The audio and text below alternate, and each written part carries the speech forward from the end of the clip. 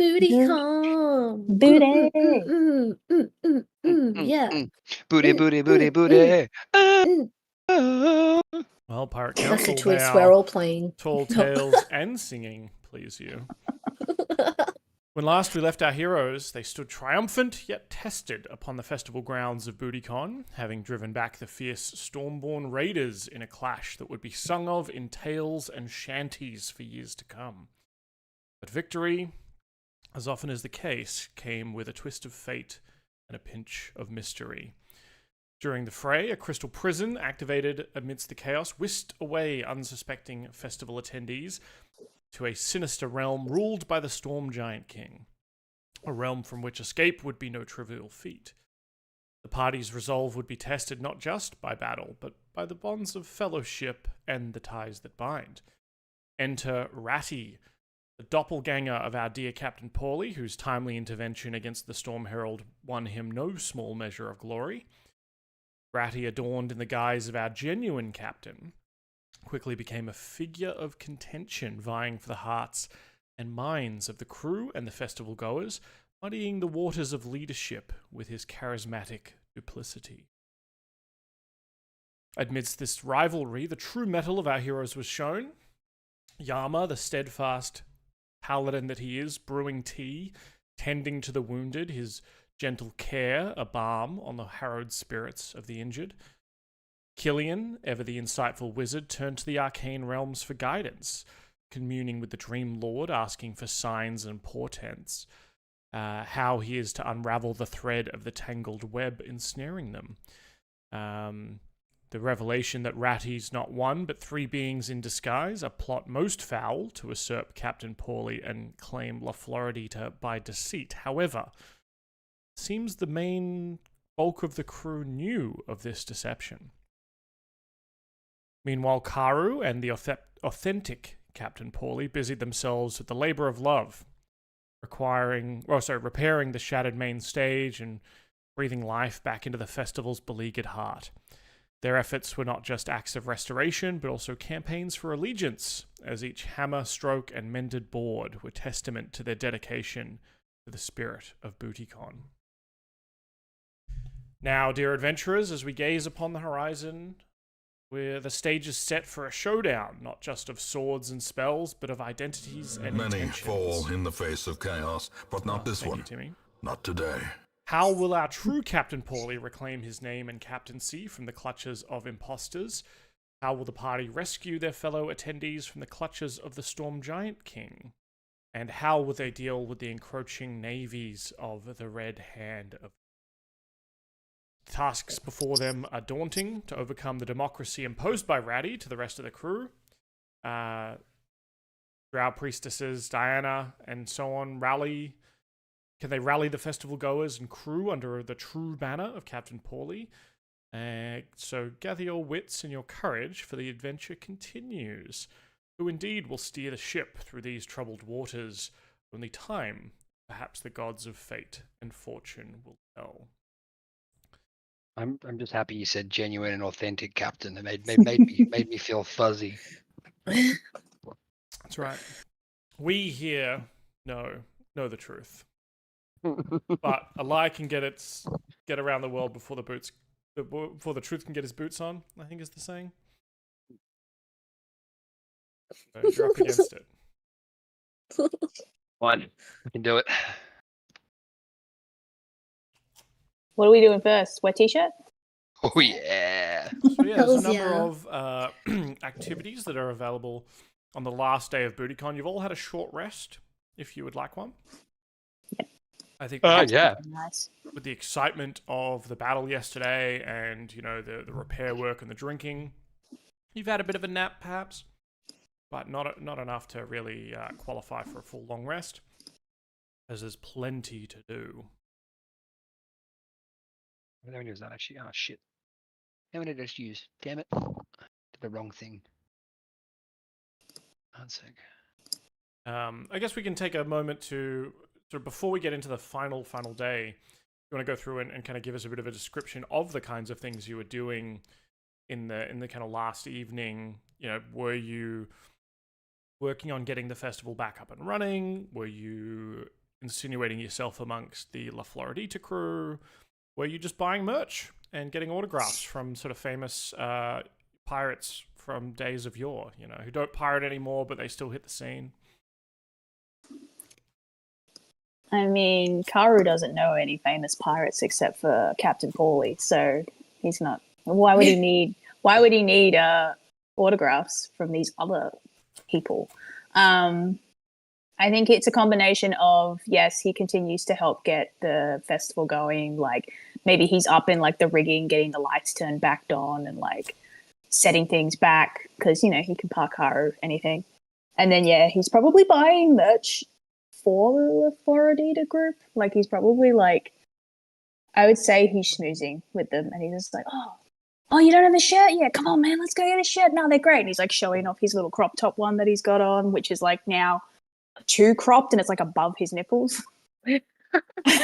Every episode getting shorter. It just keeps getting shorter, and like no one knows who has the pair of scissors that this like keeps doing this. Maybe it's Karu, who knows? But I feel like he pulls like. Have the people that are in the trench coat, are they staying in the trench coat? So Ratty, Nesbit, and Reynard, they stay in the trench coat kind of outfit when they're like out palling around. Though you can catch them like almost like when they're off duty, kind of thing, and you know when like Ratty's just chilling. But they definitely make a point of, you know, going behind this, you know, retreating to La Floridita to take off the disguise. It's just very coincidental that Ratty and Paulie are never seen in the same place at the same time. Yeah. I see how it is. Well, when they're out of disguise, like when they're just the three, not in a trench coat, I think Karu is like, oh my god, you guys don't have shirts yet, and then like maybe Nesbit's like, oh, I don't know, that shirt's a bit short. It's like, oh well, you can get a hat. Also, like they don't come like this, like but this is a really like, trust me, this is really comfy. And I think he just like takes them shopping, just because.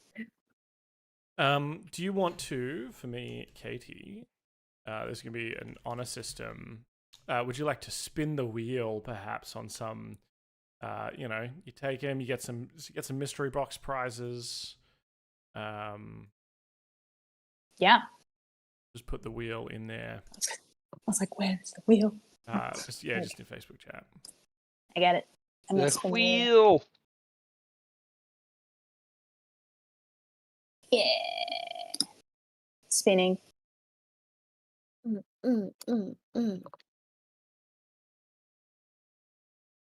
think maybe because you're buying so many things, you're getting like some free tickets to you know the to spin the wheel. So what did you get? I got a potion of comprehension, and do you want me to remove it out of the wheel? No. Okay, just close. Plenty of potions of comprehension to get around. So Haru definitely needs something like that. He doesn't comprehend much.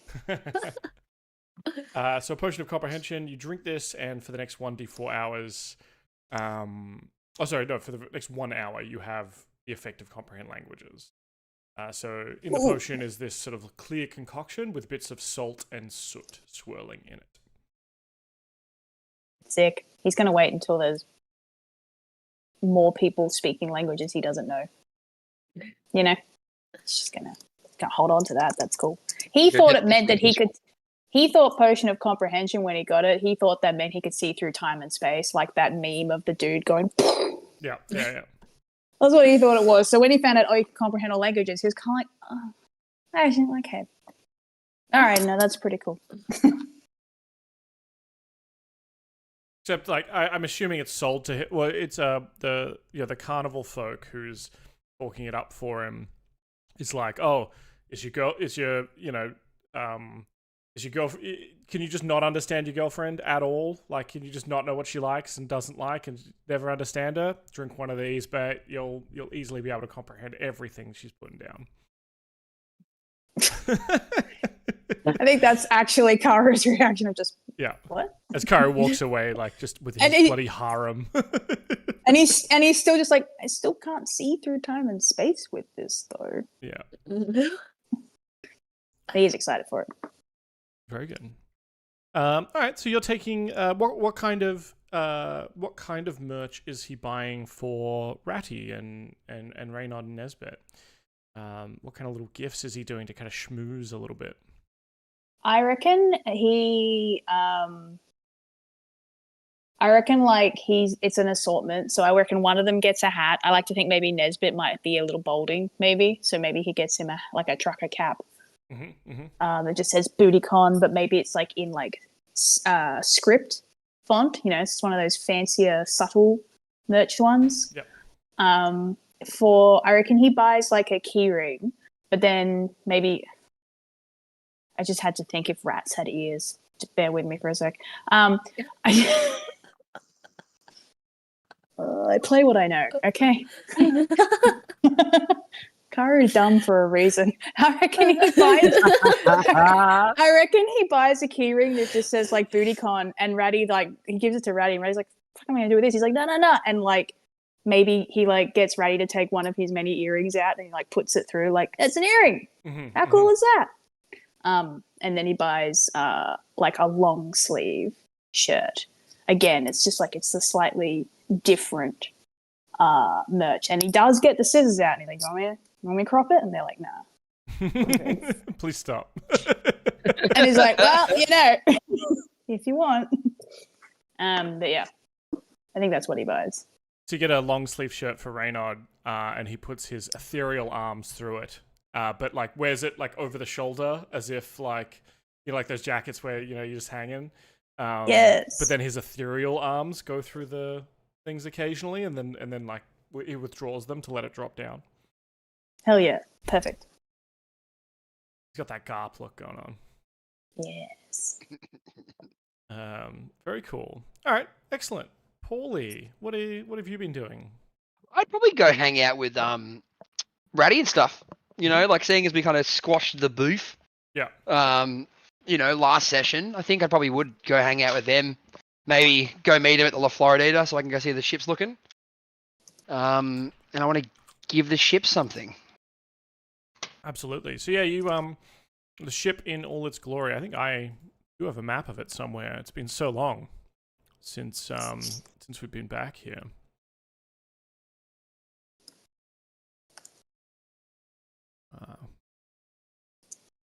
So I would have. Oh, sorry.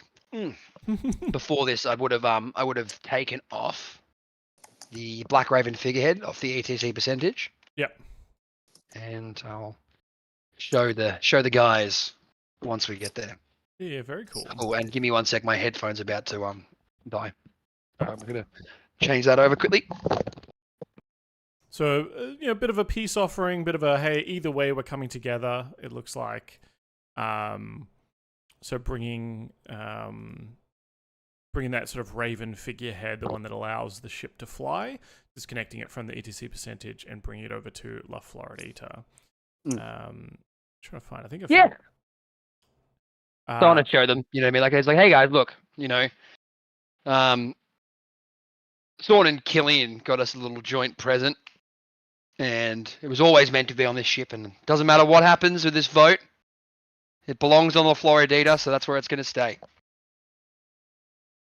And I think with the two of you perhaps like hammer out terms of this vote that'll take place, and you recruit a local sort of one of the old guard kind of one of the salty folk who has been around this town for a while. He's sort of well known among the community, and you set up a sort of a makeshift voting area on the deck of La Floridita, sort of a sturdy barrel topped with a locked voting chest and a parchment list under the watchful eye of this kind of impartial adjudicator.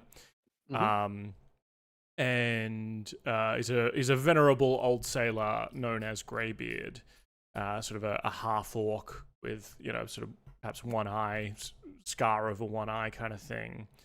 And so over the last 24 hours or the last day of BootyCon, the crew will have the opportunity to sort of come in and out and make their votes. And then at the end of the last day, we'll they'll draw the votes and read them out. I've got to ask, Greybeard. Were you always Greybeard? Like, did you just always have a grey beard? Oh, I was my mother was a fearsome pirate and went up against some sort of spectre creature that scared her. Yeah, its magic kind of shocked through her While you were in the womb. while That's I was in the sick. womb. And So you I came out with a big old grey beard. I came out with a grey beard. I think some of that magic I absorbed, which potentially saved her life, and it kind of aged me up in the womb. Are like, you born old. looking to join a pirate crew? Oh, my pirating days are well over, but thank you, young fellow. Okay, just saying. You got a spot if you want it. He says, if I joined the crew, then I wouldn't be impartial for the voting adjudications. Do it afterwards. It's fine. Very good. What do you think about it? Yeah. Cool. And then I guess I'd probably just set up the Black Raven figurehead, put it on there, and then shake Raddy, Reynod, and Nesbit's hands like that, and then with one so both hands and then a wing at all the same time. Yep. Okay, all right. Well, may the best pirates win. Excellent. Sawn's there. I haven't used this map in quite a while. In fact, it's not even. Oh, that was the admiral. That was the admiral too, or the rear admiral or something like that. I think it was. Yeah. When we got the Rear Admiral Lazar. Oh, the naval dude. I might need to refresh this myself. All right, cool. Yama, what's Yama up to on kind of this overnight and sort of last day? What's Yama's plan? Yama spends his 10 minutes to resummon Umami. He apologizes profusely to Umami, and I think maybe buys him like a little gift from the snack shop, maybe like a whole hide of beef or something like that. He buys him like a big chunk of meat. Yeah, the comical like meat on the bone. Exactly, something from the Flintstones. That's what he gets him. And I think Yama spends a lot of time in like the triage. If there's people getting treated, he's like helping with the healing. Whether that's with his tea or his pool of healing. I'm happy to use that up. But he spends some time there, chatting with people, making sure everybody's comfortable. But he wants to go buy a whole bunch of like Hawaiian shirts. He's been walking around in these kind of like kimono-esque light fabric Hawaiian shirt patterned outfits, and I think he just wants to go stock up and make sure he's got a few on the ship. Yeah. Amazing. Yeah, he's become used to this resort lifestyle, and I think you guys have seen him kick back a little bit more than he used to. Karu, I reckon we cross paths if you're going shopping, and Karu's just like, oh, shirt, crop. I'll let you crop one shirt because we've got that competition coming up later. So all right. And you see Karu like skip off. He's like, I'm gonna get you one. I'm gonna pick it. Oh, okay. Awesome. I am keen to see that. Better say gilf and flower writing. Well, yeah, no, you do hear in the background Karu being like, do you have a texter? Do you have a pen? Do you have like a print on demand service here? Do you do custom? Yeah. Is that screen printing in the back? That's so funny. I can imagine it. I also wanted to check, like, Yama had that little boat, Gary, I think his name was, that he was like looking after. It was like a baby of the ship that they the mimic, that's it, the ship they murdered. Is he still around? Maybe he like goes on to La Floridita and he's just like, Gary. Oh yeah. That's a good I point. don't know what their like life cycle's like. Like maybe he's already a huge ship by now. I don't know. Yeah, I think if you go down into like the bilges, like the lower decks of La Floridita, and you're like, oh, I can't, you can't find him. Where's that little bottle of ship in a jar that he was in? And then, like, just as you're turning to leave, like, you hear something kind of like almost like splashing in the water down there, and you turn, and what was a stack of boxes that you thought, and stack of boxes and barrels of what you thought was just like cargo or something like that down here, you realize it's got like eyes open and is moving towards you, and it opens up its big teeth and its big mimic-like tongue and just starts licking your face. Oh my god, Gary, yes! And he I think he wrestles him, like a dad does, and he gives him the little head noggin, and he's like, "Oh, you're looking so good." Is he actually bigger? He's bigger, yeah. So he's probably like the size of a dog. Maybe not as big as Umami right now, but it looks like he's made up of like chests, crates, and barrels. And he's got but there is it's almost like there's a broom sticking out of the back of one of his boxes. Like it's almost like a small mast is coming in. Yeah. That's so cool. He's obviously taken the shape based on like his surroundings, but he's certainly been feeding and growing bigger. Yeah, that's awesome. Yeah. He just wrestles him, spends some time with him, maybe chatting to him happily about his adventures, because I think it's been a long time since they caught up. Oh yeah, it would be. Absolutely. Yeah, that's it. Very cool. All right, so we got a couple of options for fun things to do on the last day of BootyCon. What are we prioritizing out of the Grogmaster's Gauntlet, the Buccaneer's Dash, the Splash Spectacular, the Jolly Fairway, and the Culinary Cove? I'd love to do the Buccaneers Dash and that Grogmasters thing. And Yeah. the culinary And the wet code. t-shirt one, right, as well. That's the Yeah, can we Splash prioritize Spectacular. all of them? Splash Spectacular, and maybe the culinary one. If Yama's doing an eating competition, Kara's absolutely there. It's like the cupcakes all over again. Yes, that was fun. But I'm also seconding the wet t-shirt. Okay. Splash Spectacular. Kara's like, "Sorry, babe, I got you," and he's furiously demanding that they do a custom shirt for you. Yeah. Does Karu have like the kind of net undershirt, the mesh undershirt, or is it just like crop top? And also, is wearing a mesh, is that like too much like I'm wearing a net and that's like a bit rude for fish people? Taboo for the fish. Yeah, taboo for the fish people? Or is it like so taboo that it's like... Yeah, it's almost like I was going to say it's almost like a kink, you know? Like, so yeah, I reckon, yeah. He's probably been like seeing netting and being like, ooh. And yeah, he's absolutely got. But I think it's what it is. It's like it's a so the crop top hasn't got any sleeves either, so he muscle teed it and then he cropped it. So it's literally just like this tiny little square of fabric. Yeah. And then he's found the fishnet, the fishing netting, and he's just made like a singlet to go under it, but it's all like raggedy. I obviously need to draw this. This is my problem. I need time to make my own damn fan art. Priorities must draw sexy Karu. Yeah, just add to the to-do list. Well, I think the beachside becomes a stage for the Splash Spectacular, where bravery meets buoyancy. Contestants donned in white shirts provided by the mischievous and ever-entertaining festival hosts stand ready to face the challenge. There are buckets, water balloons, and hoses, all fair game, as participants try to out-soak each other under the watchful eyes of the crowd. The winner is judged not only on how drenched they get, but also on their ability to charm and captivate the audience with their antics and poses. Laughter and playful shouts fill the air, making this a lighthearted favorite among the final day's events. So we're going to run this a bit like a skills challenge, I think, is probably the best way to do it, as per usual. So choosing what you want your skill to be. It can't be what someone else has just done.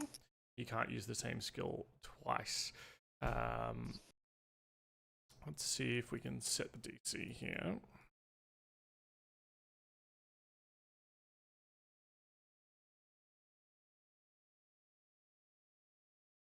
Okay. I'm going to set the DC at, let's say 15. Although that may be a number that Paulie can't not hit. So we'll see. I'm not joining in. I'm not going to join in on the wet t-shirt one. Oh, okay. Just Kara and Yama? Yeah, Mhm. I want to do the grog and the booty dash. Okay. Well, you can join in this one for now if you do want to get wet, but if you don't want to get wet, or if you want to Yeah, it's aid your okay. allies in getting wet, perhaps. I want to aid them. Okay, yeah, we'll jump you into the competition as well. So, because you're there, you're cheering them on. With a big bucket of water, maybe. Yeah. Oh, can I run and get some bottles of like sparkling or champagne? Mm. Yeah, for sure. At least 4 bottles. How much would 4 bottles of like sparkling wine or champagne cost me? We'll just say like 4 gold or something. Like you get, yeah. Done. You tell me what order you're going in, and we'll go from there. You want me to start so that I can spray both of you with this champagne? Well, I guess what do we look like? So I was desperately trying to Photoshop. I wanted to give Yama, but no, I couldn't do it. I'm not that impressed skilled. at you for trying. I literally just typed in shirtless hobgoblin D&D to see if I could get one. But I think Your search history is going to be very suspect soon. this is my work computer too. Even better. I mean, you wanted to be made redundant. I know. This is it, Katie. Inappropriate search items. Oh shit. But yeah, I think maybe but just before we go on stage, Kara's like, "Oh, Yama, I got you a little something," and it's he did get it a print on demand thing, and it's super tight and really thin fabric, but I think it's almost like a tie-dye, and the tie-dye pattern is centralized around Yama's nipples, so that's where the pattern comes out from, and it just says bootylicious. But it says it over where Yama's stomach is, I guess. So it's yeah, and it's just it's super form fitting. I'm just imagining Yama and Karu getting dressed backstage for this competition, and Karu just hands this to Yama, and he doesn't look at it before putting it on, and then he puts it on, and it's he's too big for it, and it's just perfect. Oh my god. Kara's you're a vision. Also, I got you these, and it's a pair of short shorts. And so he's just got his straw thongs on, his little slipper shoes, and these tight shorts and this tight ass shirt. And Yama's gonna so it's just Yama is bright red, way more red than he ever normally is, but I guess to everybody else it just looks like normal hobgoblin, but he's going to saunter onto the stage. I like to think one last thing Kara does is I imagine Yama's got actually relatively long hair, but he ties it up in that sort of. I think one of the last thing Kara does is he very with your permission takes out the hair and combs it out, so it's just and he teaches you the hair flip. So he's making you do this so that it, and he's okay. he's I don't care if I lose. If I lose to this, then the world is right. Get out there.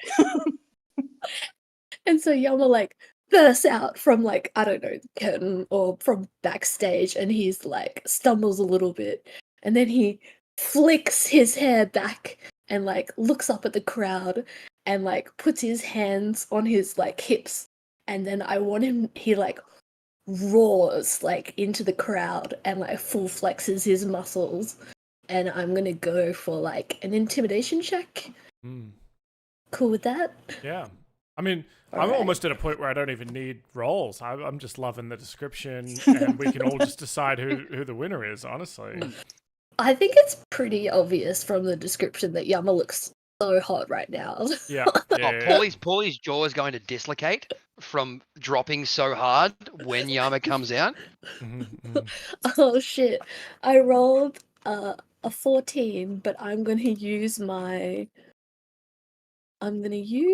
saving face ability, which gives me a +2 because I've got Polly and Karu near me, so that's a 16.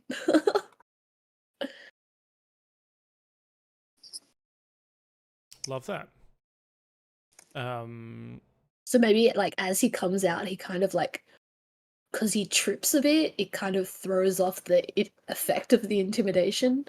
And then he sees his like 2 allies in the crowd and like pulls it together.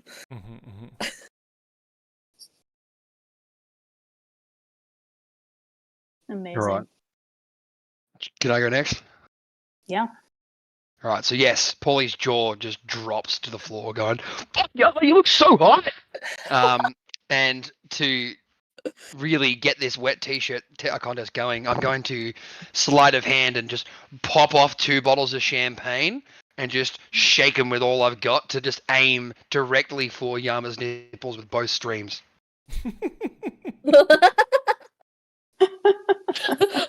Which I feel like I should be able to like aid Captain Polly's role by just 27. We're all good. Yeah. Okay. So, Yama, you stand there. You know, do you like drop a robe to display what's going on, or do you just kind of like walk out in this fit? Yeah, he just walks out in this fit, like completely uncomfortable with his skin until he sees maybe the captain's response, and then he's like, "Yeah." Yeah, so you're kind of mean mugging the crowd, and then this stream of champagne just hits you, and in the moment that you're hidden because of this torrent, as it cascades off you, then it's like blue steel. The hair whips out. The champagne is glittering through the air. You know, Oh yeah, I bought that like fancy champagne, but like not fancy because it has like gold flakes in it. You know, like. You'd be forgiven for thinking that Yama was 20 years younger. Mm-hmm. Yes. Oh my god, yes. Let me just grab that. That's amazing. Oh my god. Oh shit. Perfect.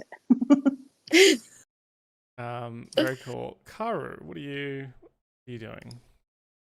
I've kind of given up on the. I've actually given up on the rolls at this point. I'm just here for the brain visuals. Just because it's so fun. Yeah. Sorry, just saving an image. 1 sec. Okay. Very important, understandable. I do believe Karu is like in the background, like but maybe behind the stage, going, "It's so hot.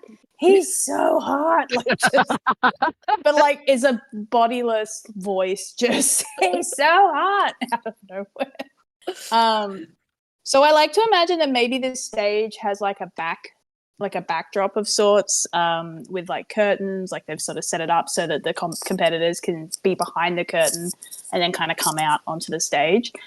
Karu is going to climb up the curtains, and he's going to kind of use them like people use silks, essentially, and like he's going to like come down from the top of the sort of stage wall, but like swiveling around using his tentacles to like hold him in, and he's kind of like, I guess, pushing his chest out onto the crowd and like hoping that Paulie will spray some champagne into his cleavage as he like pushes it together. Oh yeah. You know, Paulie's gonna do that and then persuade everyone around him. I'm gonna persuade like the guy next to me to hold a bottle. You know what I mean? And then be like, "Come on, look how hot he is too! Like, you gotta do this." So there were the other 2 bottles. I'm gonna hand them to someone else in the crowd to spray Karu.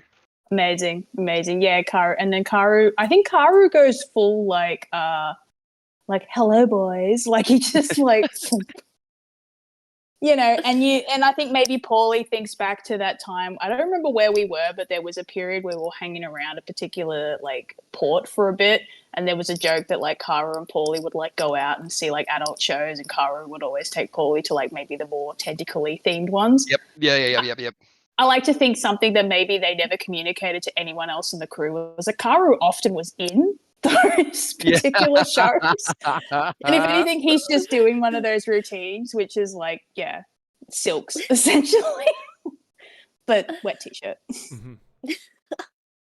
Well, give us a roll just to see. I want to see how you compare with Yama's 14, I suppose. Right, I'm going to go with acrobatics. 16. I'm flying around the air. I was a 16 because of your... Yeah. 16. Look, I probably... Let's see. It's okay. I did say I wanted to lose to him. I got a 10. I wanted to lose. Well, yeah, I don't have the hair. Like, I don't have the flowiness. Yeah, I think everyone kind of cheers. There's some clapping, especially from maybe the Sea Elf contingent. But as he's just sort of standing there, dripping, the musculature of this aged hobgoblin is just too much for the wet t-shirt competition. Hell yeah. Karu's like, my work here is done. But then he's like, it was all you, baby. It was all you.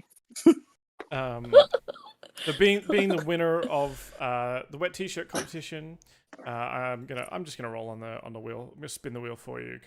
Dan, you delivered me such glorious things. I'll send you these full size if you want. I was just wanting to like draw the shirt over the top.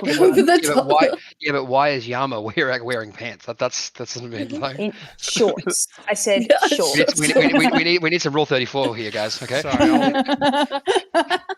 Those sandals are perfect though. That's the sandal. Well, I'll tell you right now, the AI I put that in did not like it when I said wet t-shirt competition. It said this goes against our policies. Shirtless is fine. Wet t-shirt is not, apparently. Oh my god. So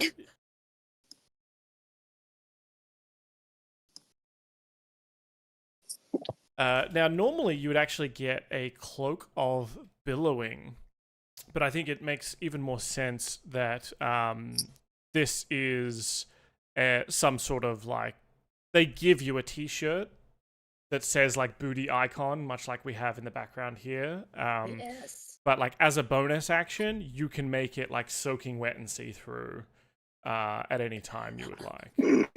Oh my god, yes. That's fantastic. I'm sure that'll come in very handy as, you're on the battlefield with other hobgoblins and so on. But just know that we have that now. So you have the t-shirt of wettening.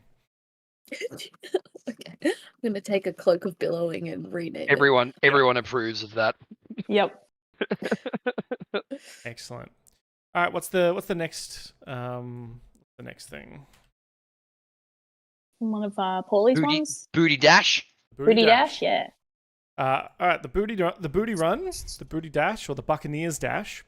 That's the one, promises sorry, yep. thrill and spills in equal measure. Competitors line up at the starting line, their eyes fixed on a chest overflowing with glittering jewels and gold pieces, placed tantalizingly at the far end of the pier. At the signal, it's a mad dash towards the treasure, but the challenge doesn't end there. Participants must make it back to the starting line with their loot, dodging slippery decks, swinging ropes, and the occasional mischievous attempt by fellow pirates to lighten their load. This obstacle course is a test of agility and quick thinking, perfect for those who fancy themselves nimble and swift. Oh, Kara, you gotta join me. Wait, what am I doing? Kara's still staring at Yama. Yama. Yama's like trying his shirt on now too, so he looks very like moist. Yeah, you can like moisten it and then unmoisten it, and moisten it and unmoisten it. Like you can kind of like turn it on and off. That's what he's doing. He's flexing his muscles and then like activating and deactivating the shirt. Yeah, and Kara's just like, hey, what? Sorry, what'd you say, Captain? What are we doing? Come do the dash with me. Okay. I'm sure it'll be fine. Yama will think it's hot. Yeah, I'm just gonna watch. I do need to dry off. This will work for me. So what's Paulie's? So this dash, there's one every sort of half hour or something. I guess the main goal is to get across the obstacle course, hold on to as much treasure as you can carry, and like get it back to the starting line, right? Mm-hmm. And when the pistol goes to count like time is up, you can have done multiple trips. So it's do you do multiple trips with not much so you can move faster, or do you try and get an entire chest on your back and kind of just slog your way through? There are all different sorts in the booty run. Definitely, because I'm fierce as fuck boy. I probably do like half loads. Yeah. And then just do as many as I possibly can in the time limit. Excellent. Karu, what's your basically the same strategy? Yeah, because I'm also pretty fast. Yeah. So half loads and just do as many as possible. And what skills do you think would be most aligned with each of these kind of? Acrobatics? Well, if one of you chooses it, the other one probably can't. No, that's fair. I did it in the wet t-shirt, so you can do it. Yeah. Okay. I'll find something else. Oh my god! Thank God for reliable talent. 23. Wow. Jesus. Cannot lose. The man cannot lose.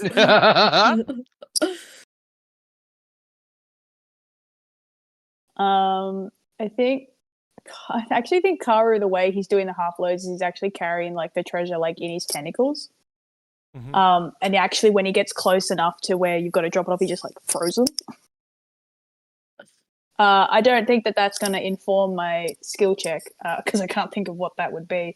Mm-hmm. But I'm guessing I'm just going to go athletics as just like pure like hustle, and then just like trying to slingshot this treasure, like essentially stopping like maybe a couple feet further away than everyone else just to like bridge the gap with the tentacles. Yep. It's fine. I'm not here to win. I've already won. I've got a harem, basically. I'm good. Yeah.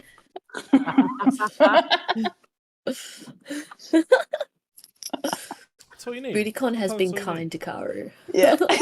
So do you want to describe to me, Paulie, your style and kind of what that 23 looks like? The fact that you had some bad luck in the thing, but obviously your training and your skill is able to kind of pull you through here, right?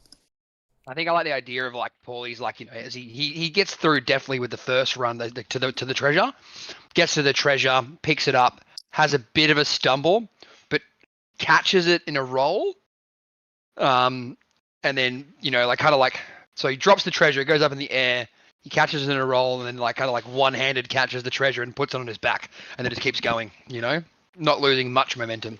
Yep. Excellent. And Karu, what is your 11 athletics? Perhaps maybe a little bit too used to the strength of the giant potions in your veins. No, I reckon I accidentally keep throwing my treasure into other people's spots. Yeah, like because you're too tired when I huck them. Yeah. So like they go into Paulie's, they go into whoever the other person is on the other side. So by the time, and I don't notice because I'm so busily hustling that when we finish, I kind of look and I'm like, wait. Why is there only like 2 things in here? Shit. I love that. I also during this time have I'll roll on the I'll spin the wheel for Paulie. Was Paulie going to win for winning the wet t-shirt competition?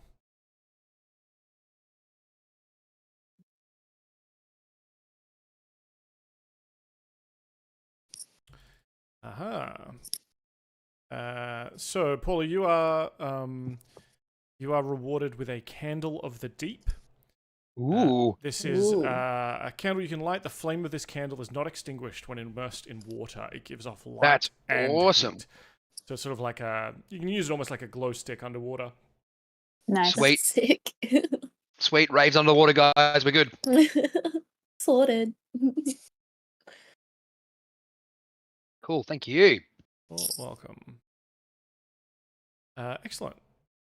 What other things were we going to hit? I'm gonna do the grog one too. The grog one? The grog one, and then there's the eating one. It's not an eating competition. It's more just it's like the festival stalls to get food. Oh, well, I'm turning it into an eating You can turn it into an competition. eating competition. That's you know what? That does sound better. It's just between us.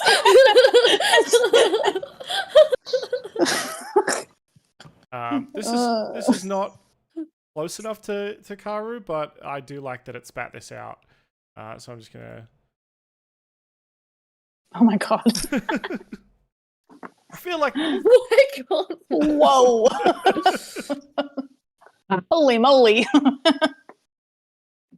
Oh Look, my it tried. It definitely tried. I mean, definitely Karu, if Karu saw this, like if Karu saw an equivalent person walking around with a top like that, I think he'd take notes. Like that, Yeah. oh, cold shoulder and midriff? Mm. Yeah.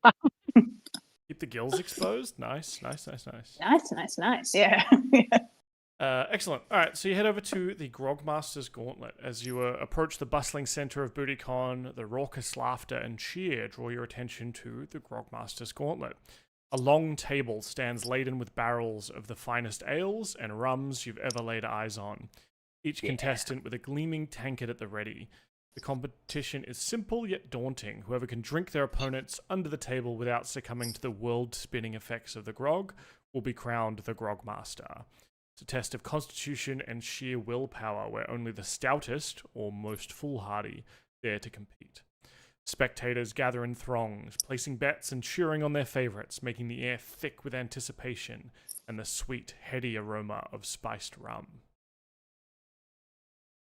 I'm not going to win this, but I'm excited either way. Well, I think this is just going to be straight up con saving throws for anyone who is participating, right? Like to... Yama. Unless you I know have you don't some drink, other- but do it. Unless you have some other clever way. I think Karu probably will join. Fuck it. Yep. A little bit. Why fuck not? it. He's losing the eating competition. He's like, why not just go for all? Let's go. Absolutely going to be poorly, but yeah. Does Paulie slip on his ring? Oh my god. Dirty 20.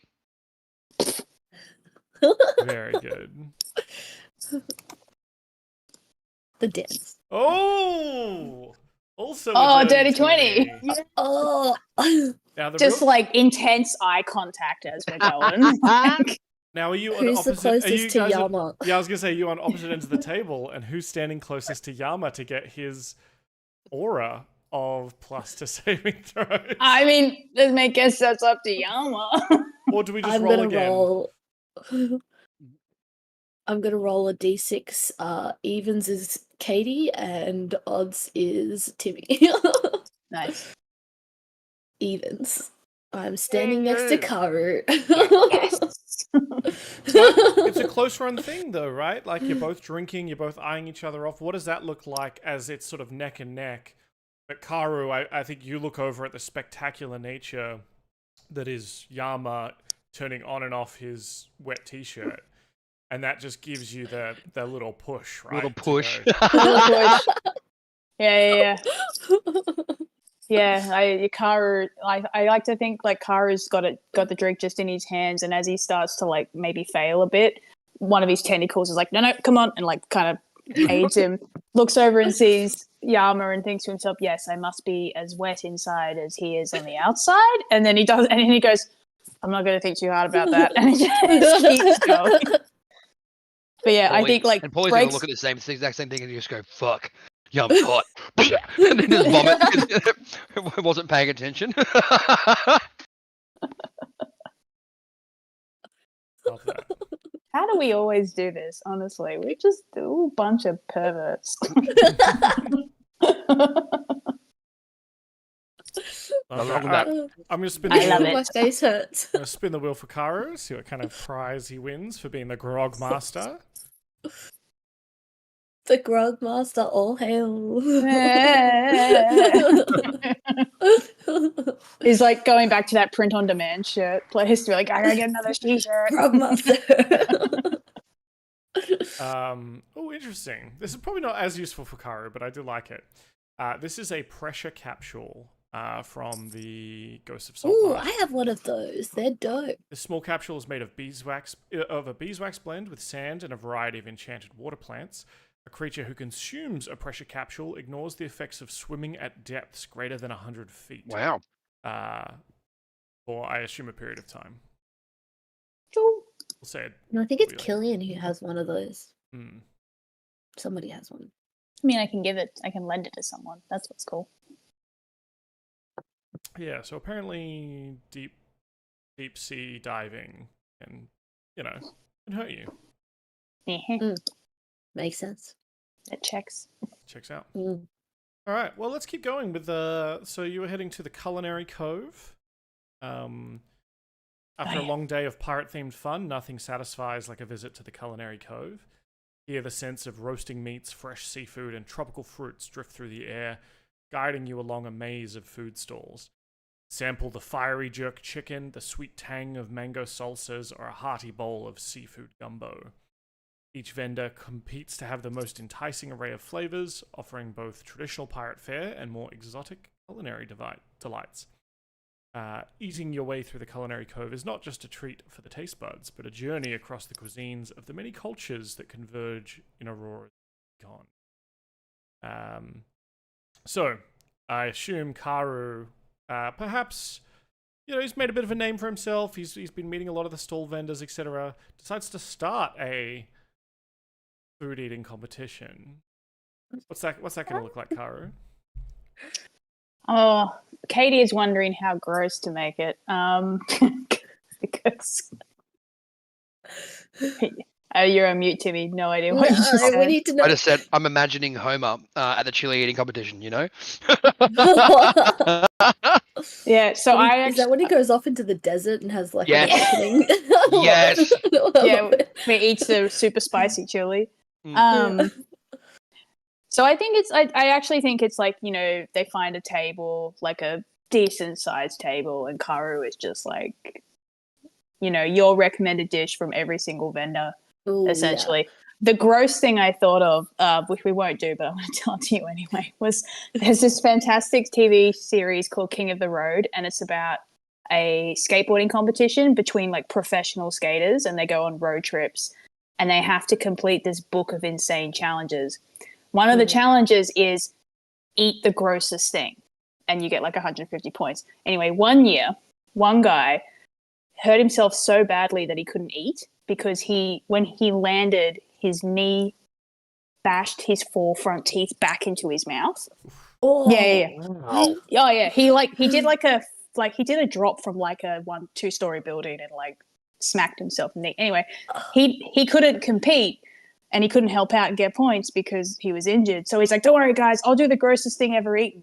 And what he did was he had a smoothie machine because he could only drink smoothies. He got everybody, and I'm sorry, Timmy, you're eating, I just realized. He got everybody to take a bite out of a Subway sandwich and then baby bird it into the smoothie thing, and then he blended it up and he drank it. And I was like, let's not do that. I'm somehow hungrier now. It was the baby birding part, yeah. Yeah, baby bird, yeah. Weirdly, baby birding was like always the go-to for like grossest thing. It's like, oh, baby bird this into my mouth vibes. I do recommend that TV series. It is an amazing TV series. But yeah, I think we just get like one of everything, like from every stall. Mm-hmm. I think we like talk all the stalls up because like we've been helping them out repair, so like I think we kind of go, you got to give us one of these and one of these, and give us the hottest one, like whatever, rah, rah, rah. And it's just like and it's just, but there's like 2 of everything, one side for Yama, one side for Karu. Aww, that's so pretty. That is pretty. Look at my boy. The highlighter on the face is great. Yeah, that's a real head empty, no thoughts expression too. Yeah. I love. That's a boy who's just here to compete. Yeah. Karu crop. Lovely. But I think that's what it is. I don't know if Yama has any thoughts on what else we would do with this food competition. No, that sounds friggin' fantastic. And like the fact that Yama then gets to like eat one of everything too is like ideal. So yeah, 100% he's all in. Amazing. That's fun. I reckon we start off competitive, like actually being competitive, and then eventually we're like, "Oh, this is actually amazing. Have you tried Yeah, this?" this is And then so it's just, good. We're it's just like just- swapping, like yeah, we're, like tasting each other's meals, even though we've got two We've of each, and got then the same thing. eventually, Yeah. And Yalma is like a true psychopath and like is constantly alternating between like the sweets that they've got on the table. So he's like, one savory, one sweet, one savory, one sweet. What was meant Haru to follows start your lead. What was meant to start as a competition, perhaps, just turns into an advertising push to get more people to try this incredible food. Yeah. And so it's more like a sales thing. So perhaps, what are you doing to kind of eat this food and be like, oh, it's so good. And like, holding it up and with your hand behind it and being like, look at this amazing dish. Ready to be eaten. True well, influencer style.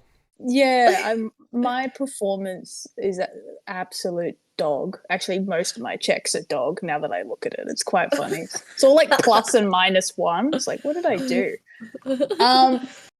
Could I argue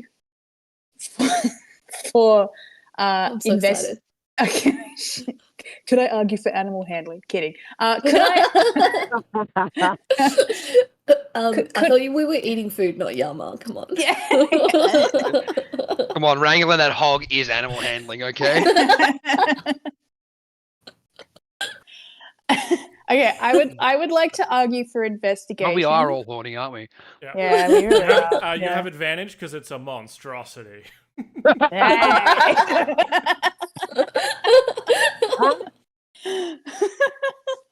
Oh, good. Okay, I'm gonna argue for investigation because what I want Karu to do is to do that like real like where he's like holding the plate up. He's doing like a little. He's like, oh, cayenne. This has like rah from over here. Is that Himalayan salt shit like that? Like he's investigating each dish and then like kind of calling out like, oh my god, this fish was clearly freshly caught today. Like, and that's how he's kind of selling it, is the quality of the ingredients via investigation. Yep, love that. Cool. And I get it. I get advantage because it's smell based. Yes. That's so good. Oh, 23. Wow. Finally. Paulie and Yama, what are you doing to help kind of sell the sizzle? I'm gonna go with performance because I think that's really all I have. So yeah, I'm gonna go with performance. He's gonna go with like he's eating with not only gusto because he is enthusiastic about the food, but he is like making it like cinematic. I don't know. He's like full taking like huge bites of the food and letting it like drip down his chin and I don't know. I don't know why, but I'm imagining like when Hillary Clinton had those balloons get dropped on her at like one of the and she got memed. it's like Kara's like, oh, this fish is the freshest, and Yama's just like, whoa, as he takes a bite. Yeah, but it's like, what? That's literally what it is, though. He's like, whoa, and then like the juices like spray everywhere, and it's like really unattractive because he rolled a 10. Yeah. Paulie, are you getting in on this? Perhaps with your baby technique? I don't know. Absolutely. I can either do one or two things. It's either persuasion or acrobatics, depending on what you want me to roll down. But I'm gonna be like one of those those mascots at the front of fast food chains with like a sign, flipping a sign around. Like, come eat here. It's awesome. Woo! So, see whichever one you want me to do. Whatever you want. I'll do persuasion. 21. Reliable talent. Very good, but not as good. This is my reliable talent dance. Yeah. So one of those like sign twirlers. Yep. And it's good, but not as good as actually Karu kind of nailing where each of these ingredients are from. Perhaps having a bit of a advantage being so from well Aurora. traveled. These are the volcanic salts. They're from up in the highest reaches of the biggest volcanoes. Ooh, hot and a foodie. Mm-hmm. and you're pairing perhaps the types of meals with the with the clientele, right? You know, you're going, oh, Ah, you're a bit too yeah. dwarvish for this spicy dish. This one's a little bit more mild for you. Like, you can have this one. You're the Aurora and Anthony Bourdain. Yeah, that's it. All right, well, let's have another spin the wheel for Karu.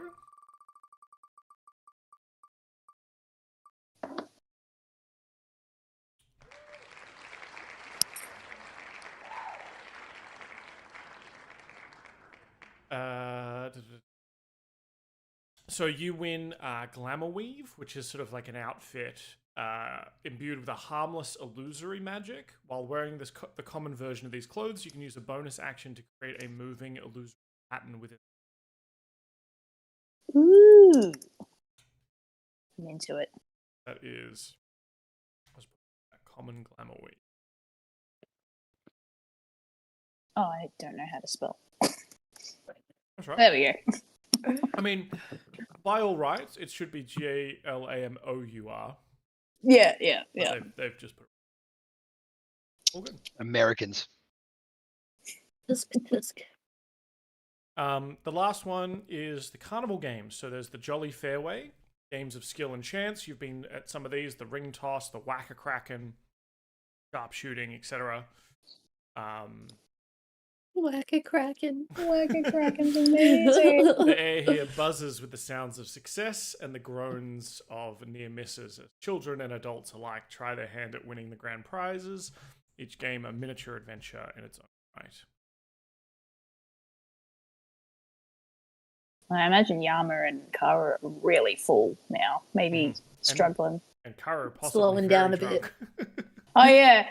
Yeah. Oh, yeah. I forgot about that. Maybe Yama's supporting him a bit while they're like both just like kind of weaving down the aisle, burping or something.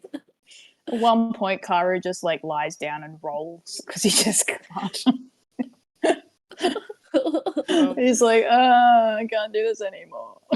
No, you don't have to, Yama, but obviously lay on hands can cure poisons.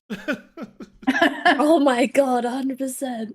No, don't. Just leave me be. I deserve this. I have like no spell slots left, so I'm sorry, but you will have to suffer. He's just lying face down on the ground, just going.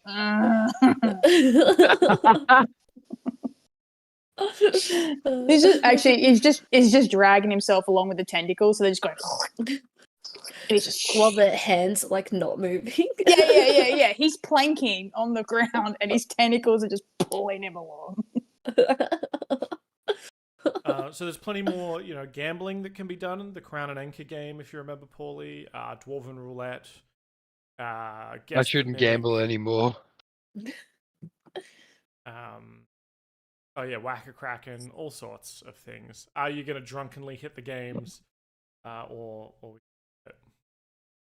Probably should leave it. I shouldn't gamble when I'm drunk, only when I'm dead cold sober and I have thousands of gold to scratch. You've already thrown that into the crowd. That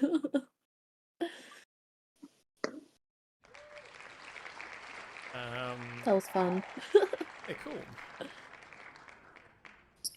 Yeah, Whack-a-Kraken. Whack-a-Kraken is one of the best carnival games you can find at BootyCon, I'm pretty.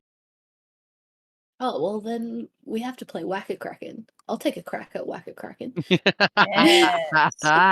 Let's do Whack-a-Kraken.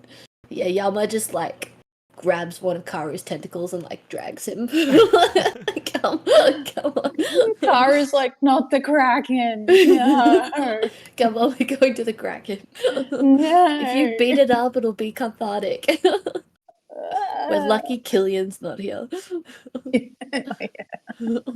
So the Whack-a-Kraken is your typical kind of whack-a-mole setup. There's a bunch of holes. You get like a cloth hammer to kind of hit them, and they kind of pop up on this kind of mechanical thing with noise every time you hit one correctly. What is Yama's strategy here with Whack-a-Kraken? Oh, he's going full strength, baby. I think he's like, his interpretation of the game is like, the harder I hit it, the more points I'll get. He's not especially fast, so he's like gonna use his strength to his advantage. So can I just like smack it with some like athletics? He's really not dexterous at all. Yeah, 100%. So yeah, I'll accept either like an attack roll equivalent Mm-hmm. or like an Oh athletics yeah. check or something like that.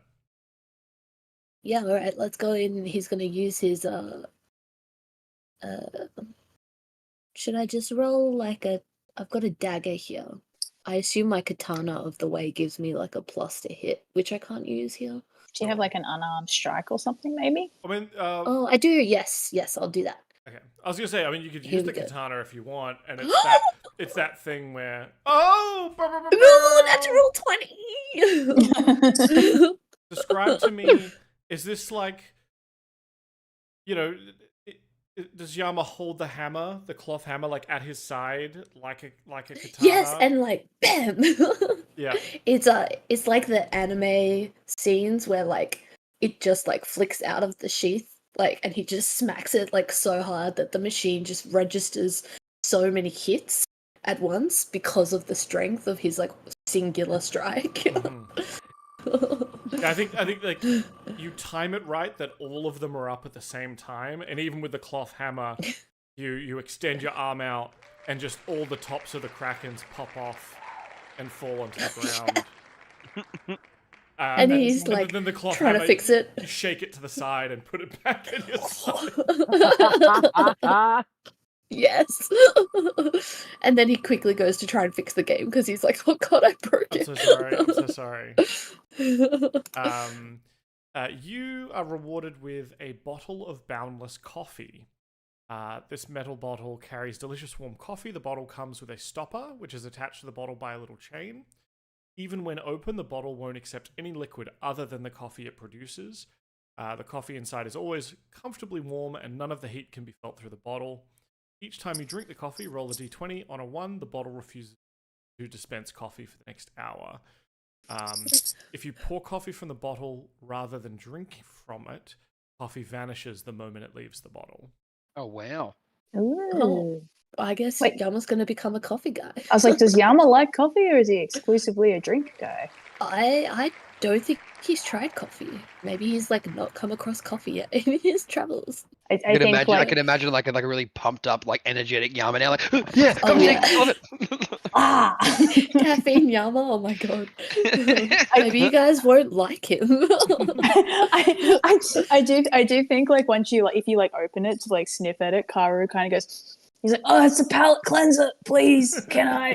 Oh yeah, 100%. He passes it over. That's so He just funny. like sniffs and takes a sip, and like I think that like gets him back to a little bit more normalcy. He's not face down on the ground anymore. He's like, that's amazing. That Sober him false up a bit. sobriety that coffee brings. Like, you're still really Yeah, drunk, sure. you're just also very alert. Yes. I was mostly thinking that I'm pretty sure coffee beans are used in perfumeries to like reset your senses if you've smelled too many things. So I'm like, the smell, Yeah, Good. love it. Love that. Very good. All right. No more gambling. No more. I mean, Paulie wants to, but he knows he shouldn't. Yeah. Over the course of the day, do you make any more attempts at carnival games? Like, did you want to effectively, we can kind of speed this up and you can spend some money to get more spins on the wheel. I've actually been removing stuff as I've been doling it out for you. Are there any other trinkets you want to try for? How many spins are there? How much is a spin? Sorry. What did I have spins as? I had them as 20 tickets, so we'll say like 20 gold per spin. Ooh, I've still got 29 tickets, so I'll totally take another spin. wait, Take a spin. do I have tickets? No. Sweet. Yeah, one spin for me, please. Hell yeah. I have 118 tickets. I have 0. That's typical. What has happened? Yama, if you didn't already have one, you now have a cartographer's map case. I don't think I had a case, so that's awesome. I have the tools. Okay, yeah. So you have But a not a cartographer's case. map case. Cool.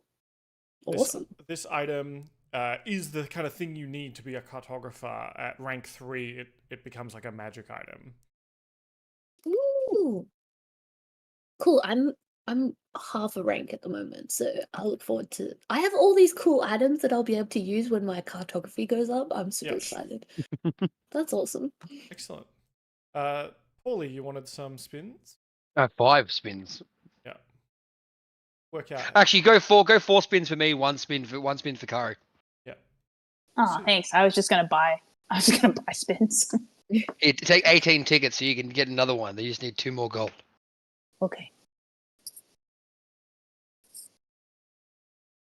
I can. To be able to see the wheel on the The wheel. What do we got? What's it on? What's it on? Twitch. It'll be on Twitch. Beautiful. I can get this. There we go. Look at that wheel. Yes. Wait for Twitch to catch up so I don't spoil it for you. Oh, well, I guess it doesn't really. There we go. It's hit. Here we go. It's coming now.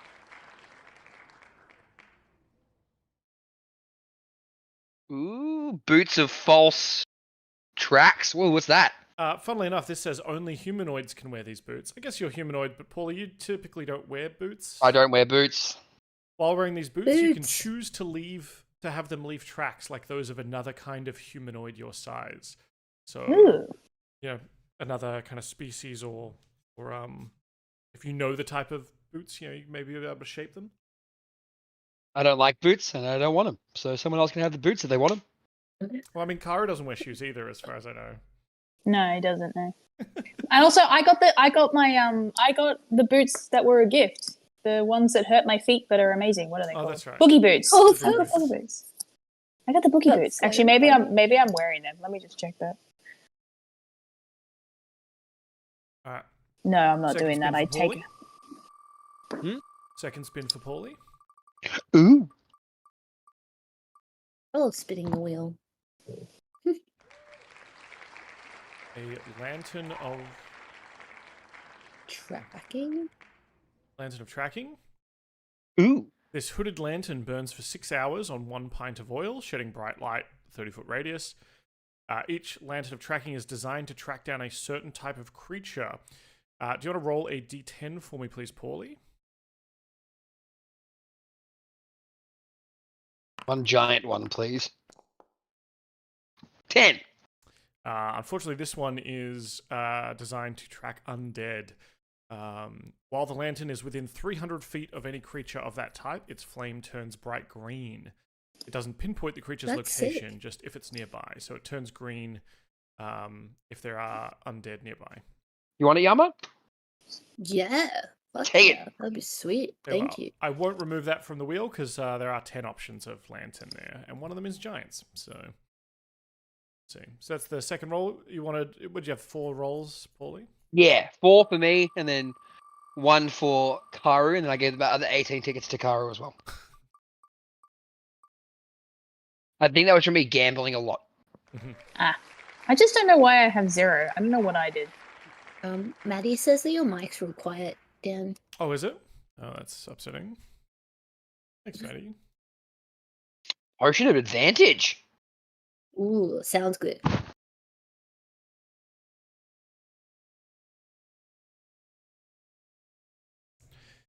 Potion of advantage. When you drink this potion, you gain advantage on 1 ability check, attack roll, or saving throw of your choice that you make within the next hour. That's cool. You want to add that to your sheet? Hell yeah. Much Hell better. yeah. Thanks, Maddie. And then the 4th spin. Yes, Timmy? Yes, please. Yeah. I guess you gave away your first 2 gifts anyway, so it's kind of just group spins at this point. Yeah. So true. Oh, I mean, yeah. If I don't need it, I'm happy to give it away.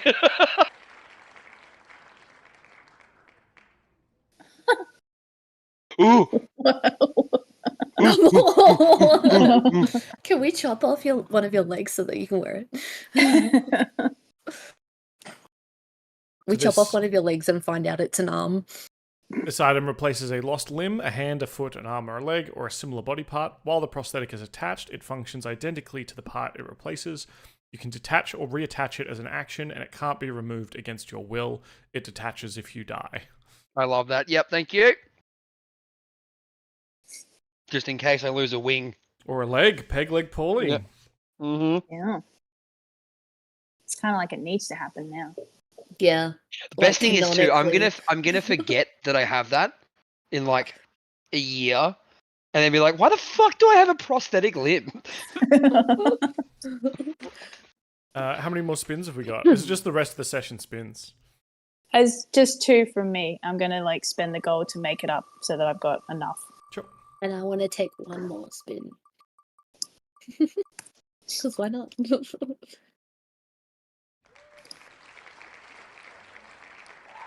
Ah. Karu. Oh, come on. I don't need I have one of those actually. I'll give it away. This bottle contains a breath of elemental air. When you inhale it, you either exhale it or hold it. If you exhale the breath, you gain the effect of the gust of wind spell.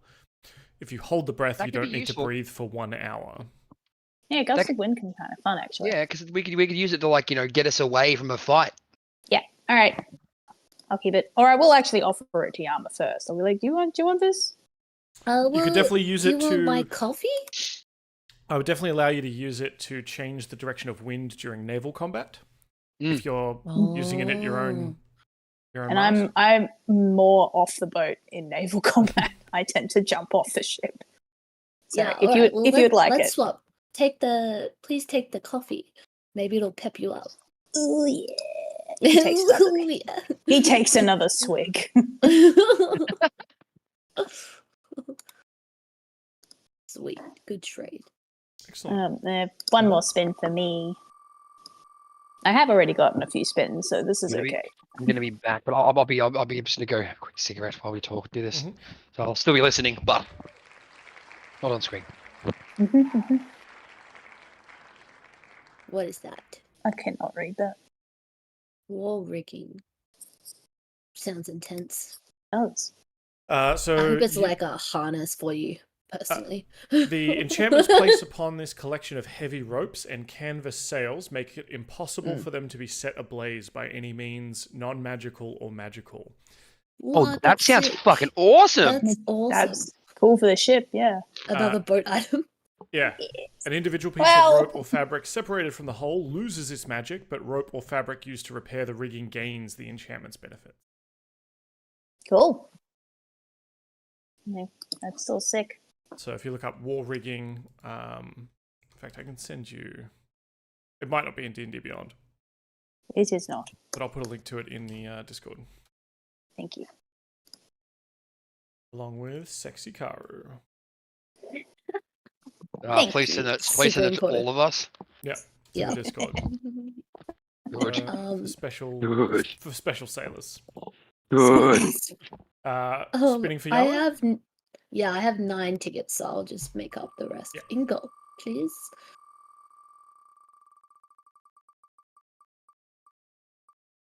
Oh, what's it gonna be? What's it gonna be? Boo, boo, boo. Oh, I really want it to be that charred wand thing. Chest of preserving sounds cool. Food and other perishable items do not age or decay while inside a chest of preserving. Oh, cool. The chest is 2.5 feet long, 1.5 feet wide, 1 foot tall, with a half-barrel lid. The chest has a lock, which can be picked with thieves' tools. Smashing the lock or any other part of the chest renders it non-magical. That Oh sounds my awesome for you, gosh. though. Yeah, Yama immediately puts all of his tea stash in there. Perfect. Cool. Sweet. All right. I think is that all the spins that everyone had tickets left for and so on? Yeah. I think that's all our tickets. Very good.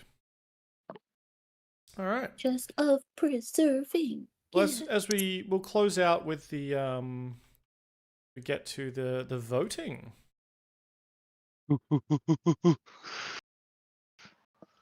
Is the vote happening at night? The Like, count, we're being like- I guess the counting is happening at night, yeah. Or like Okay, yeah, cool. at sunset. Hmm.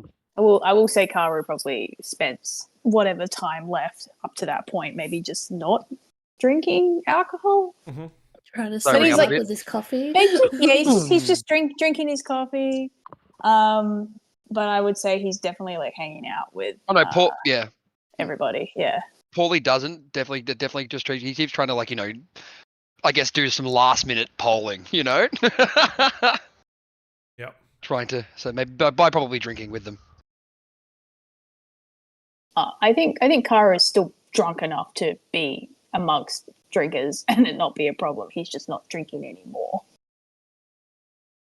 He's like, he knows that he could potentially fuck things up if he keeps drinking. But he's doing the same thing. He's doing last minute like schmoozing, talking, checking if anybody wants any merch, offering them swigs of coffee, Mm-hmm. Oh, and definitely has put his boogie boots on so that what was it? It's like +1 to kicks or something like that. It's like so used. It's a +1 to Mosey strutting and kicking checks. And I'm so glad you looked it up because that's very specific. so he's going to take 1 HP damage every hour while he's wearing them, but he's also going to teach everyone a line dance, I think. Love it. Yep. Love it. They're high-heeled guys. leather. Come on, man. For those who just Voting is joined us, open. specifically Maddie, who missed out on Shirtless Yama, I just need to show it again. There you go. It's important. That's important. It's very So important. It's Uh, life-changing. And I have started a poll for anyone who wants to vote for Paulie or Ratty as the next captain of La Floridita. That's so, mean. so cast your Yeah. votes. I think if you vote for Ratty, you're dead to us, like, personally. Yep. Are we allowed to vote in it, or is Yeah, that bad? whatever you I want. think it- Is that bad? You all vote for Ratty. Mutiny! So the deck of La Floridita is transformed into a scene of palpable tension and expectancy as the final day of BootyCon draws to a close. Crew members and festival goers alike crowd around the makeshift voting area. The La Floridita has been pulled into one of the piers. Lookers on and stuff are looking from the pier, but only crew are on the ship, as well as the impartial adjudicator, Greybeard. Don't want to get him on the ship. Lanterns sway gently above, casting flickering shadows over the faces of all assembled as the sun sets on the horizon, bathing the ship in golden twilight. Those who haven't cast their votes yet sort of go up. The voting process is solemn. Each member of the crew approaching the barrel to cast their vote into the chest. The scribble of names on parchment echoes softly in the air, punctuated by the soft thuds of votes dropping into the chest. Paulie, do you want to describe to me what it looks like as you go up? Maybe your feathers slightly ruffled with nervous energy as you head up to cast your vote. Yeah, sure. Paulie gets up there, definitely nervous, you're right. And just goes, before he goes to vote, he goes, before we do this, just want to say, either way, it's been a pleasure to be your captain when I was captain. And if I was to be captain again, I will do the best I can to make this fair in every way. And thank you. And then I'll vote for myself. Very good.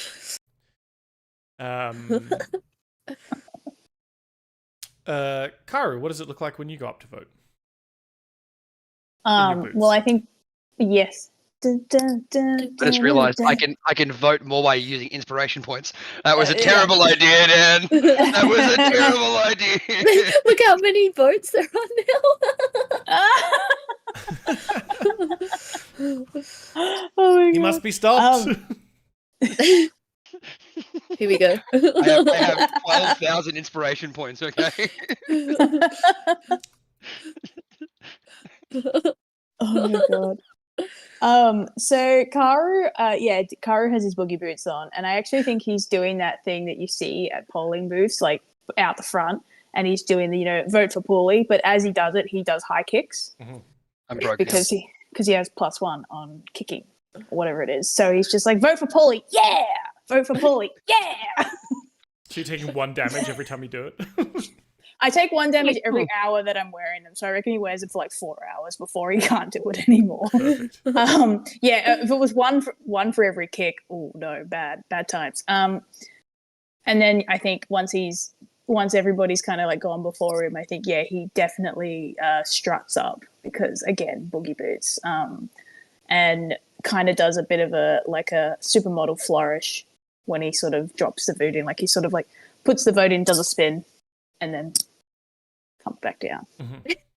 When he comes when he comes stand backs to Paul, he just goes again. Can Paulie like high five the kick? You know? Like... Yeah. he's been super drunk and he's had a lot of coffee and he's in pain and this is apparently what happens. Very good. Excellent. And so you're doing sort of last minute campaigning, and then you strut onto the boat and cast your vote as well. Mm-hmm. I assume you vote for Paulie? Yeah, I did. I was the first person in the poll to vote. Thank you very much. Yeah. I knew the answer. I mean, Dan, your viewers amount's crazy, to be honest. You know, like that's just nuts. I don't know how that happened. Wow, Quite a crew. 77 viewers. That's awesome. We got quite the crew. I don't know how that happened, Dan. Yama, what does it look like as you go to cast your vote? I think Yama is much less flashy now. Maybe I just got an extra 6. There we go. One more vote. Sorry. So funny. I just got an extra little boost then. I think Yama's super bloated from all the food he's eaten, so he's put his like kimono back on to hide his like it's now regressed into like this dad bod. You know, he was cutting for the last couple of days because of BootyCon, and then he ate all those cakes. So Yeah. Oh my god, guys, I'm 68. It's 68. Someone needs to vote one more somebody time. needs to vote One more time. Otherwise, it's not the perfect Where number. are you, Dylan? It's all right. We got it. We're on Nice. 69. Nice. Oh, there we go. Okay, nobody else can vote now, though. That's it. So Yama with his kimono on, just I don't know, maybe bows before the other crew, and says like it would be my pleasure to sail with you again, regardless of the outcome. But I will vote for the original Paulie, and he does it. Wait, does he say it as he's putting like the vote in? That he's like, I can Karu's like, it's versatility, buddy. It's anonymous. Oh, right. Private voting. I'm like that dude in Fallout who just keeps telling everybody who he voted for. That's me. And he's like, yeah, you're right. It's private voting, but I voted for Paulie. So. I love it. I love it so much. It's It's the Simpsons thing. Don't blame me. I voted for Kang.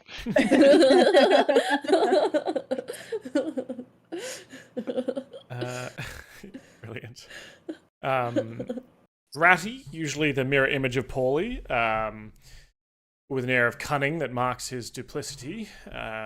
He goes up, in his rat form, casts his vote with a sly grin, flanked by Raynaud and Nesbit, who unhesitatingly support who they support. The tension between the two factions is like a charged cloud ready to burst as the rest of the crew and some of the additional characters make their decisions. Fiera, the striking leader of a group of drow, strides confidently to the barrel, her vote joined by those of her 4 loyal companions, each marking a name on their parchments. Diana, towering over many of the crew in her centaur form, makes her way to the voting chest. With a graceful bow of her head, she too casts her vote, leaving her decisive mark on her ballot. And the atmosphere tenses as the remaining crew members, especially the undead ones, shamble forward to cast their votes. Whispers and bets exchange hands quietly as each vote is made. With all votes cast, Greybeard, with a gravitas earned from years at sea, unlocks the chest and begins to tally, his voice carrying over the crowd. 1 vote for Paulie, he announces as each name called out, adding to the growing chorus of cheers and applause from your supporters. 1 vote for Ratty, he continues, each name eliciting a mix of boos and cheers from the divided crowd. There is a solitary vote for Karu that brings a round of chuckles and an appreciative clap. and a very loud yeah as he kicks. Paulie still high fives the kick. And so it is read through the final tally, at least from the crew we have here in chat, is 69 votes for Paulie. 10 votes What a for good number. Ratty. Nice. And where are we? As the last vote is read, the air fills with a tense silence. Greybeard pauses, then in a voice resonant with the weight of the moment declares, "By the crew's choice, Captain Paulie regains his title." Yes! Yes! You're all slaves now. I mean, what? No, I'm kidding. I'm kidding. God damn. Cheers erupt from those who kind of were backing Paulie, a wave of relief and jubilation sweeping over them as they rush to congratulate their captain. Ratty's supporters disperse a little bit, some with nods of respect towards the captain. A couple of the zombies sort of mutter and gibber about plans thwarted. But the ship La Floridita, under a sky now streaked with the colours of victory, deep blues and the fiery orange of the setting sun, sails forward. Captain Paulie stands at the helm, his friends by his side. What kind of victory speech do you give, Paulie? Now, usually I'd annoy you all with words, but I think the most important thing to do is if you all get fucking pissed, and I'm gonna throw 100 gold out to the crew immediately, just chuck out 100 gold and go, drinks are on me, guys. Yeah. Yeah. No. So as the sun sets on BootyCon, the spirit of BootyCon, however, lives on. The mark of unity and adventure, in its wake, as the crew of the Floridita come together under their new captain, under their new banner, to celebrate the freedom of piracy. Now, I would like to know, and I guess Ratty and Reynard and Nesbit would certainly like to know, are they still welcome on the ship? Yes, Having lost the vote. absolutely. I'll go up to them as yeah, guys, you are always welcome on this ship. You've done nothing but a good job in keeping the ship afloat, and that should never be taken away from you. So thank you. And know that as long as I am captain of the ship, you will all have places on this ship and have an equal say. It's very, very kind of you, Captain, and kind of Reynard just gives you a kind of a scowl, but a respectful nod. He's a gith. He just, there's no happiness there at all, ever, even while he's drinking. But I think Ratty comes up and kind of and gives you holds out a tiny little paw to you, and is like, "Congratulations, Captain. It's good to have you back." I'll shake their hands and go, well, like I said, let's get fucking pissed. He's like, I'm all down for that. We are just going to clear out the captain's quarters of all the rat pinups that I put in there. I did redecorate the captain's quarters while I was in charge. That's okay. Look, just leave one up. Just one sexy rat will be left up. Yeah, stupid sexy rat. Stupid sexy rat. Excellent. Can I just explain something that Kara's doing in the background? Absolutely. He went up to the greybeard dude and asked for the vote for him.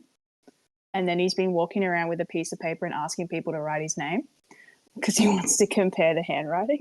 Yeah. He's just walking up and he's like, how do you think you spelled my name? Write it down. And he's just like, okay, no.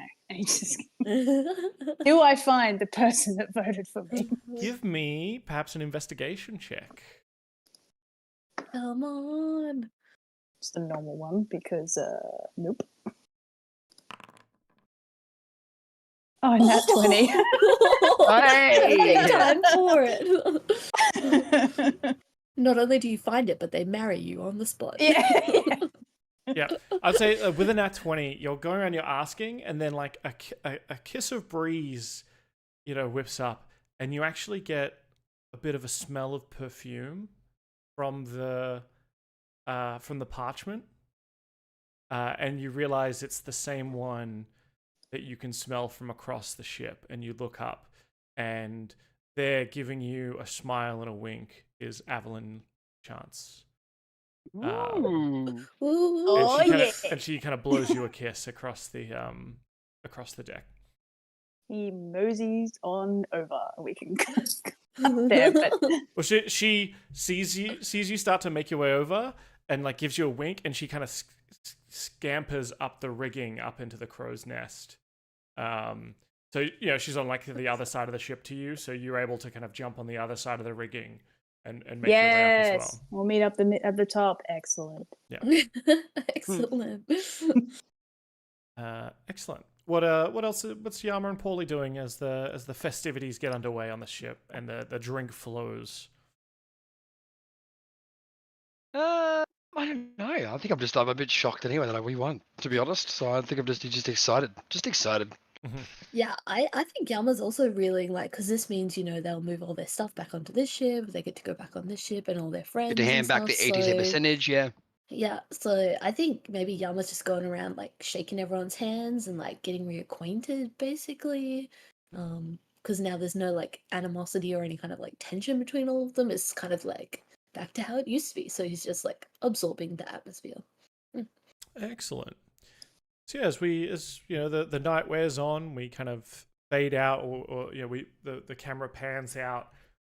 We see two figures sort of drenched in twilight, or lit from just sort of the moon and the twilight of the stars. Two figures kind of entwined together in the crow's nest, perhaps looking out and assessing the auroran sky. Yama and Paulie kind of glad-handing around. Paulie, I assume, doing lots of strutting up and down the deck, a much longer deck than the percentage to strut up and down on. And we even see perhaps Killian kind of make his way into the depths of the ship, looking for the lost artifact that he was sent here to find. And I think that's kind of where we'll end it this week, as the crew get their ship back, they make their old friends again, and they're ready to set out on their next adventure. Hell yeah. Awesome. What a good sesh. We played so many games. That There's so was many great. weird things. Mhm. I love it. And a special thanks to chat as well for getting in on the voting. You're now part of the crew. Every member of chat gets a vote on the crew. And Such a big crew all of a sudden. Like, I don't know. Yeah. it's like I don't know 70. how that happened. Well, it's a bigger That's ship. It's a amazing. bigger ship than the percentage. That's why you need a bigger crew. Paulie, I'm going to say that you have become a rank 1 decisionist. Ooh. Decisionist. A decisionist. What's that? I love it. Decisionist is you get given. I think maybe Ratty gives it to you. It gives you a coin of decisionary, which has sort of a pirate skull head on one side and sort of a rat tail on the tails Love it. side. And when you flip the coin, you can roll a d4 and like a message will appear on the tail's face. And it always appears like tails up, but with like a word on it. It can either be lucrative, brand appeal, indeterminate, or ruinous. This coin has absolutely no divination abilities whatsoever, and its results are random, but nobody else knows that. I love it. So it is up to you to try and convince someone what it means when you flip it. Love it.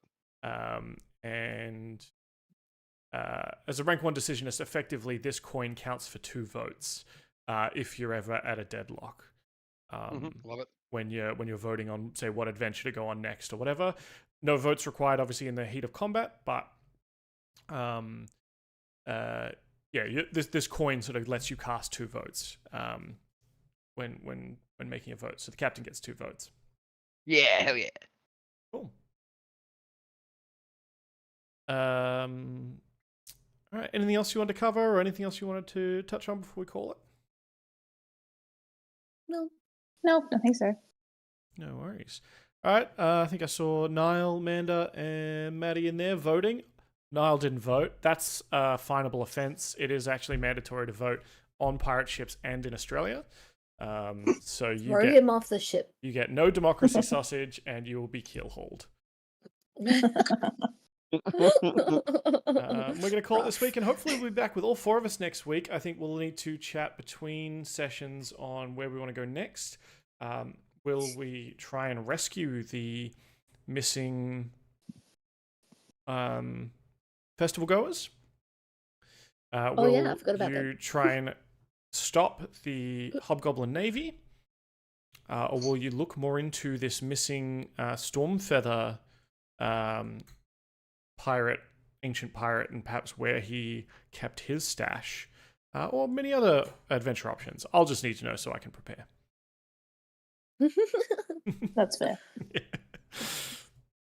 All right, we're going to go. Good night, everybody. Bye-bye. Bye.